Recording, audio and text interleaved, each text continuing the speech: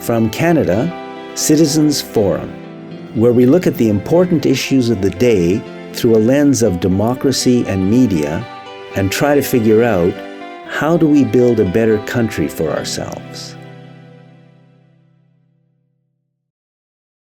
Hello, welcome to From Canada. It's Citizens Forum. My name is Jack Etkin. It is Saturday, May the 3rd, 2025. Coming to you from Victoria, British Columbia. I just want to say something very quickly about 4 different things. The first one is there was a real tragic, horrible occurrence in Vancouver several days ago.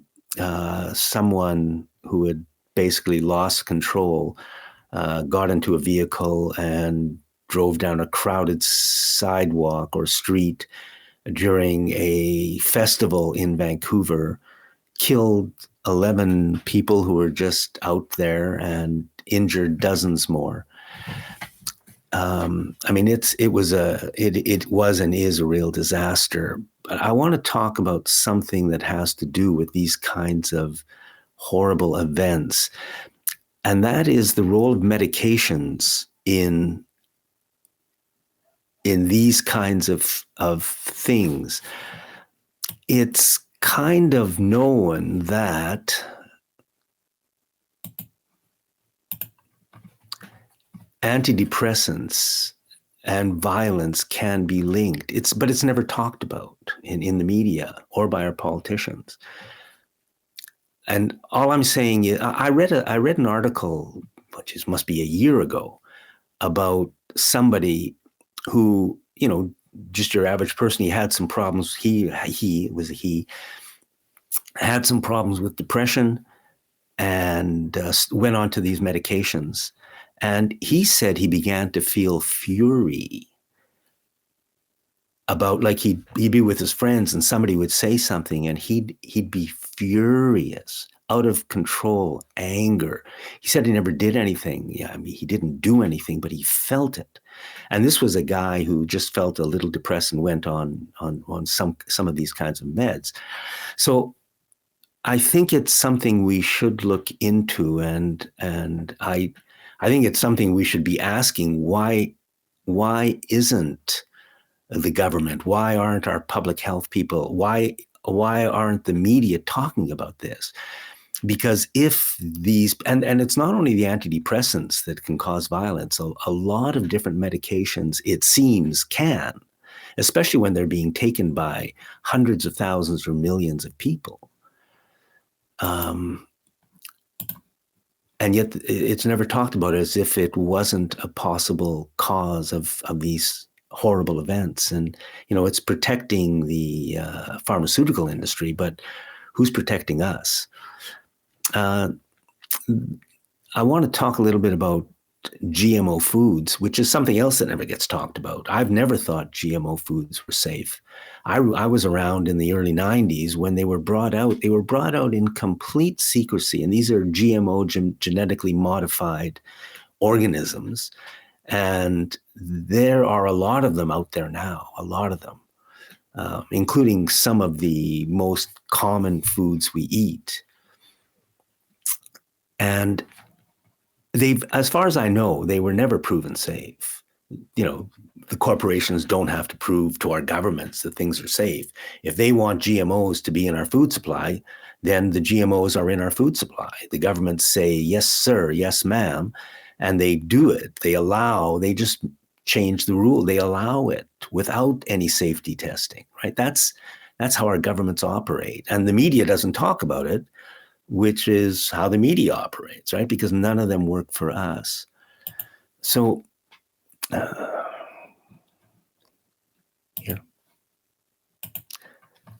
the red countries on this map do not allow GMO foods.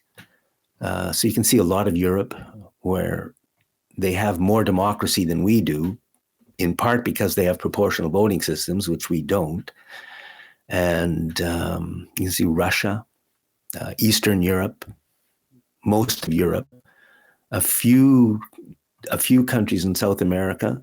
I know Mexico has tried, but they are just, you have to, I don't know why, but I think it's because they're a member of this CUSMA, this trade deal between Canada, the United States, and Mexico.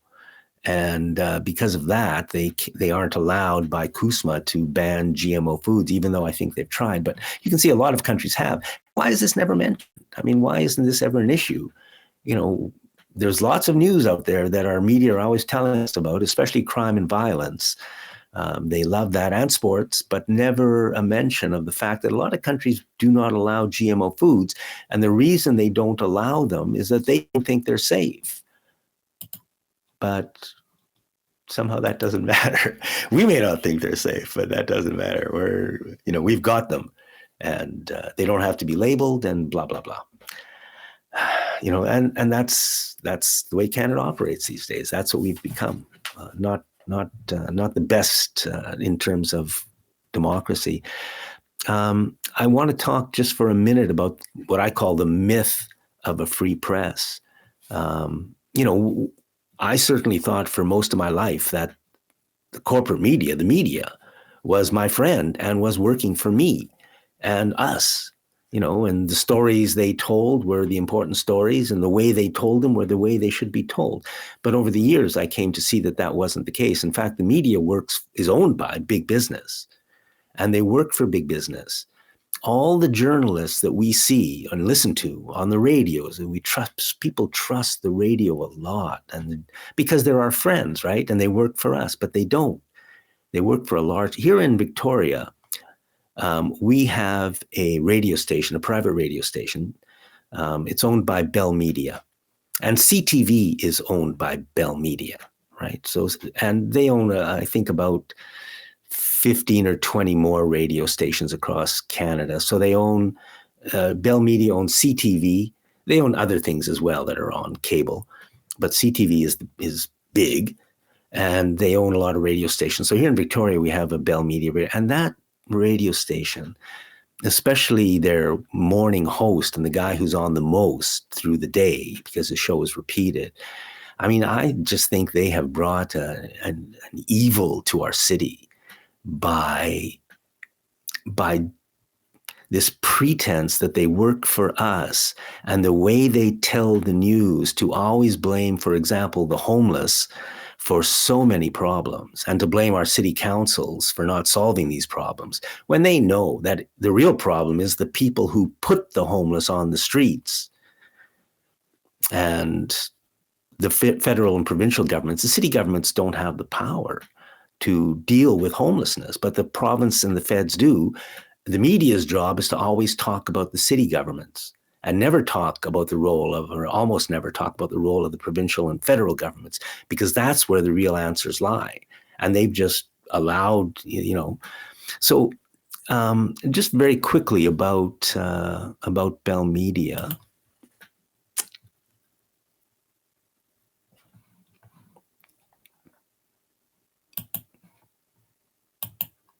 Now, again, when we watch CTV, all the journalists there work for us, right? I mean, and our radio station, our Bell Media radio station here, they always present themselves as working for us and working for the community. Bell Media is owned by a company called BCE, which is Bell Canada Enterprises. Gordon Nixon is the chair of the board of BCE and Bell Canada. So he's the guy at the very top of, who runs CTV and these radio stations that are all of our friends and work for us. So Gordon Nixon has been chair of the board of BCE and Bell Canada since April 2016. Before that, he was president and CEO of the Royal Bank of Canada, RBC, from 2001 to 2014. So Mr. Nixon, who's the chair, the top guy, really, at the companies that own CTV and so much of our radio, and who all of them are our friends, they work for the banksters, right? That's who they were. That's who Mr. Nixon is. He's a bankster. He's former head of RBC. And that's the big lie from the media, that they work for us. I mean, look at whatever TV station or radio station or newspaper, just have a look at who owns them, right? And then you'll see who they're really working for. The story they're working for us is not the truth. The last part of this, which has gone on a little longer than I had expected, but the last part, I think it's important to start a democratic political party in Canada, a party where the members have the control and the power, not the party leadership. Because when you get a party leadership and they have too much power and control, they do not work for the members. They work for somebody else. So I was in the BC NDP for a couple of years. I'm out now, but I was a member of the BC NDP for a couple of years. And I really tried to get involved.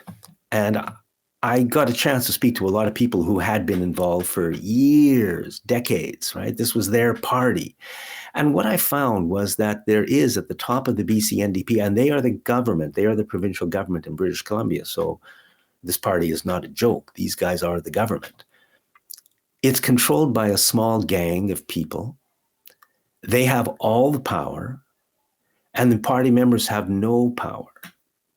And if we think that we're going to get a democracy out of this kind of situation, a democratic government that works for us, then, we're living in dreamland.